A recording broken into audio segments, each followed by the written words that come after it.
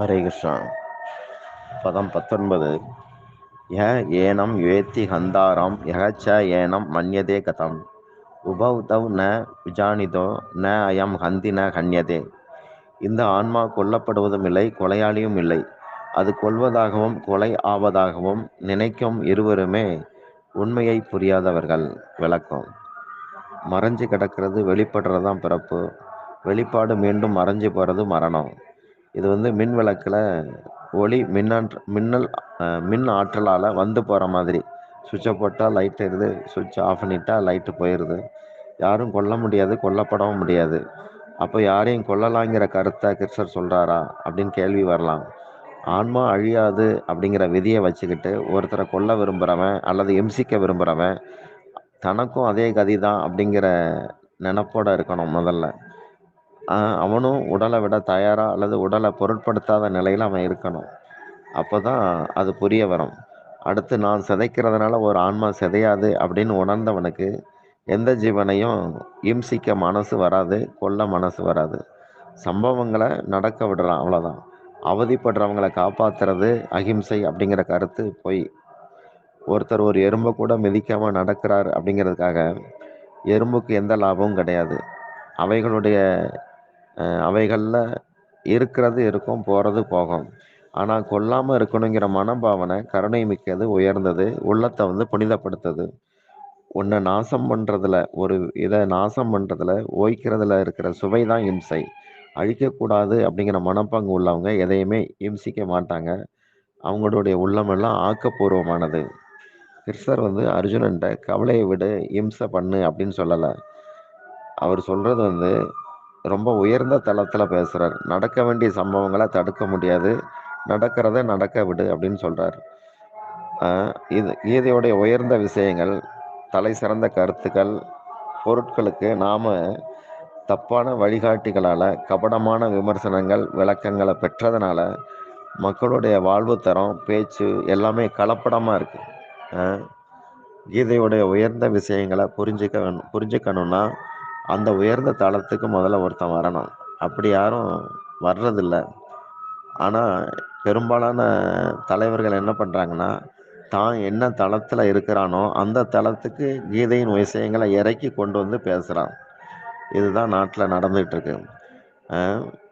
போர்க்களத்துக்கு வர்ற வீரன் முதல்ல பயந்தாங்கொல்லியாக இருக்க மாட்டான். பயந்தாங்கொல்லி கிடையாது, வீரத்தை காட்டுறது அவனுக்கு கடமை. ஜல்லிக்கட்டு மாதிரி. போர்க்களம் கோழைகளுக்கான இடம் கிடையாது. இது சத்திரிய பலத்தின் மூலமாக உண்மையை நிலைநாட்டுறது. அதுபோக இதில் இன்னும் பக்கம் சைடு எஃபெக்ட்னு சொல்லுவாங்களா, அது மாதிரி பல நன்மைகள் இருக்குது. எப்படி ஜல்லிக்கட்டில் தரமான காளைகள் தேர்வு செய்யப்பட்டு அதை கொண்டு திறன்மிகு சந்ததிகள் உருவாக்கப்படுதோ, இதே போல் சத்திரியத்தன்மைங்கிறது போற்றி பாதுகாக்கப்பட வேண்டியது. அது தப்பி ஓடுறதுக்காக உள்ள தன்மை கிடையாது. அதை பகவானுங்க பேசுகிறார். பதம் 19. ய ஏனம் யுயேத்தி ஹந்தாராம் யகச்ச ஏனம் மன்யதே கதம் உபௌ தௌ ந விஜானிதோ ந அயம் ஹந்தி ந ஹன்யதே. இந்த ஆன்மா கொல்லப்படுவதும் இல்லை, கொலையாளியும் இல்லை. அது கொல்வதாகவும் கொலை ஆவதாகவும் நினைக்கும் இருவருமே உண்மையை புரியாதவர்கள். விளக்கம்: மறைஞ்சு கிடக்கிறது வெளிப்படுறது தான் பிறப்பு. வெளிப்பாடு மீண்டும் மறைஞ்சு போகிறது மரணம். இது மின் விளக்கில் ஒளி மின் ஆற்றலால் வந்து போகிற மாதிரி. சுவிட்சை போட்டால் லைட் எரியுது, சுவிட்ச் ஆஃப் பண்ணிட்டால் லைட்டு போயிடுது. யாரும் கொல்ல முடியாது, கொல்லப்படவும் முடியாது. அப்போ யாரையும் கொல்லலாங்கிற கருத்தை கிருஷ்ணர் சொல்கிறாரா அப்படின்னு கேள்வி வரலாம். ஆன்மா அழியாது அப்படிங்கிற விதியை வச்சுக்கிட்டு ஒருத்தரை கொல்ல விரும்புகிறவன் அல்லது இம்சிக்க விரும்புகிறவன் தனக்கும் அதே கதி தான் அப்படிங்கிற நினப்போடு இருக்கணும். முதல்ல அவனும் உடலை விட தயாரா அல்லது உடலை பொருட்படுத்தாத நிலையில் அவன் இருக்கணும். அப்போ தான் அது புரிய வரும்.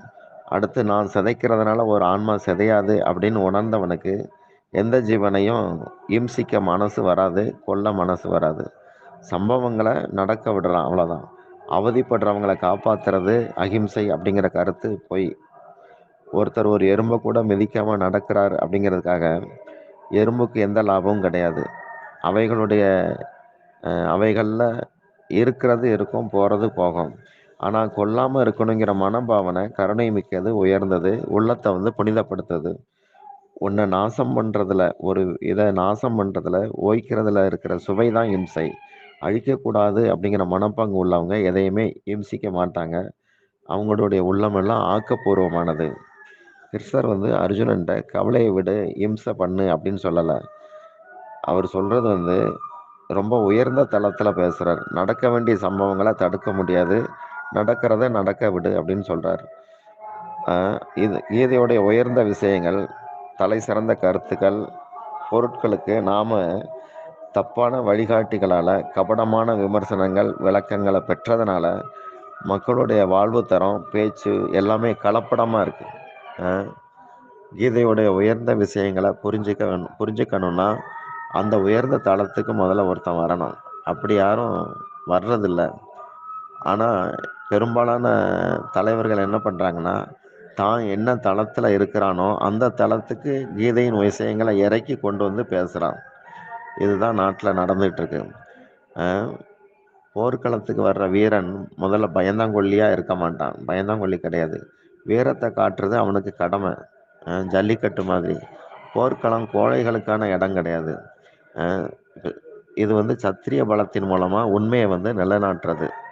அதுபோக இதில் இன்னும் பக்கம் சைடு எஃபெக்ட்னு சொல்லுவாங்களா, அது மாதிரி பல நன்மைகள் இருக்குது. எப்படி ஜல்லிக்கட்டில் தரமான காளைகள் தேர்வு செய்யப்பட்டு அதை கொண்டு திறன்மிகு சந்ததிகள் உருவாக்கப்படுதோ, இதே போல் சத்திரியத்தன்மைங்கிறது போற்றி பாதுகாக்கப்பட வேண்டியது. அது தப்பி ஓடுறதுக்காக உள்ள தன்மை கிடையாது. அதை பகவானுங்க பேசுகிறார். பதம் 20. ந ஜாயதே மெரியதே வா கதாசின் ந அயம் பூத்வா பவிதா வான பூயக அஜோ நித்யக சாஸ்வதம் அயம் புராணோ ந ஹன்யதே ஹன்யமானே சரீரே. இந்த ஆன்மா ஒருபோதும் பிறப்பதும் இல்லை, இறப்பதும் இல்லை, இருந்துவிட்டு இல்லாமலும் போவதில்லை, பிறவாது இரவாது தேயாது வளராது, உடல் அழிந்தாலும் ஆன்மா அழிவதில்லை. விளக்கம்: சரீரத்தில் 6 மாற்றங்கள் உண்டுங்கிறத பகவான் இங்கே சொல்கிறார். ஒன்று உண்டாகிறது, அடுத்து இருக்கிறது, அடுத்து மாறிக்கிட்டே இருக்கிறது, அப்புறம் வளர்றது, அப்புறம் தளர்றது, அப்புறம் அழிகிறது. அதாவது பிறத்தல், இறத்தல், நடுவில் இருத்தல், மாறுதல், தேய்தல், இப்படியெல்லாம் இருக்குது. எப்படி உடம்புல ஒரு கட்டி வந்தால் அது உடலுக்கு அங்கம் கிடையாது அப்படிங்கிறதால அதை வெட்டி எறிகிறோம். அதை இம்சைன்னு யாரும் சொல்ல மாட்டாங்க. அந்த சம்பவம் அவருக்கு முக்கியம், நோய்வாய்ப்பட்டவனுக்கு முக்கியம். அதே போல் தேசத்தில், ஒட்டுமொத்த தேசத்தில் தர்மத்தை நிலைநாட்ட அதர்மிகளை ஓய்க்கணும், அவங்கள காலி பண்ணணுங்கிறது ஒரு தவிர்க்க இயலாத ஒரு சம்பவம். அது தேசத்தில் அதர்மவான்கள் அகற்றப்பட வேண்டிய கட்டிகள் அப்படின்னு சொல்லப்படுது. சரீரத்துக்கு உண்டாகும் மாற்றங்கள் சரீரியான ஆன்மாவுக்கு பொருந்தாதது அப்படிங்கிறத பகவான் சொல்றார். அடுத்து 21வது பதம்.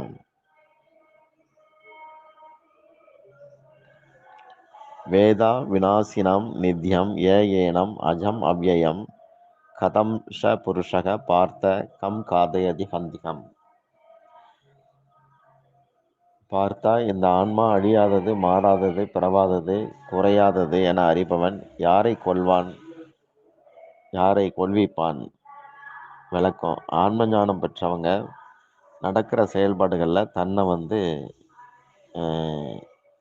இணைக்கிறதில்ல. அதாவது ஆன்ம ஞானம் பெற்றவங்க தங்களை கர்த்தாவாக கருதுறதில்லை. நாம் 80 லட்சம் விதமான யோனிகளில் சுற்றி முடித்த பிறகு தான் மனித யோனிக்குள்ளே வர்றோம். எந்த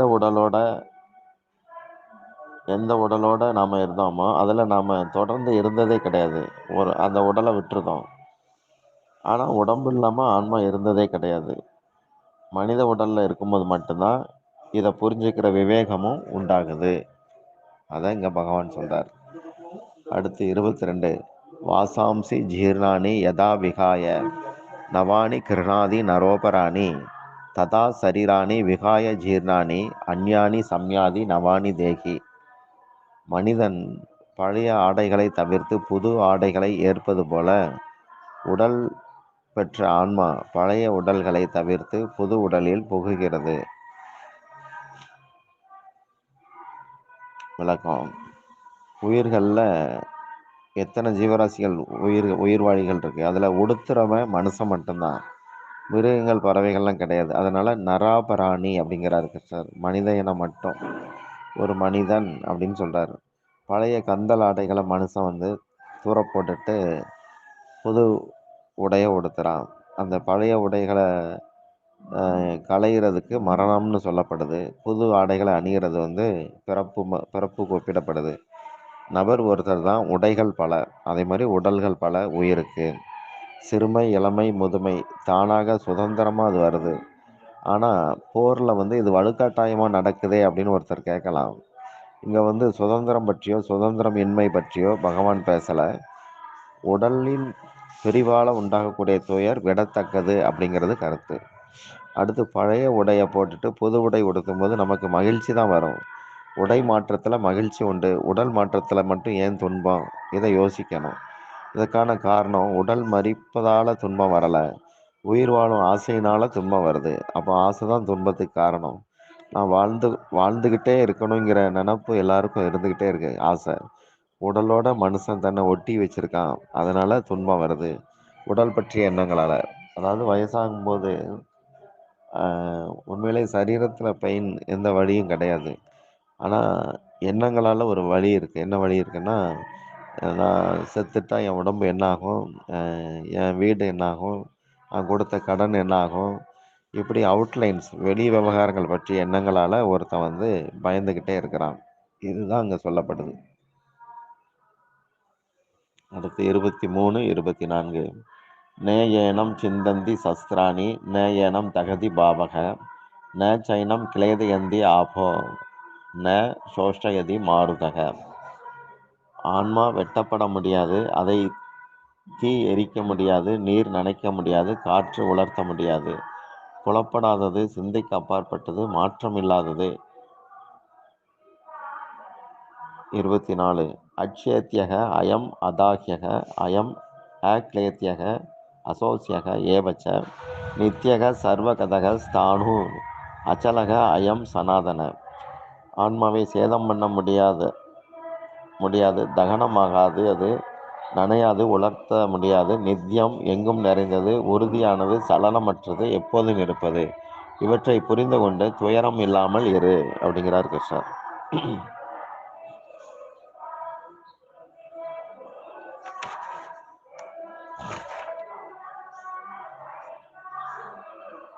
அதாவது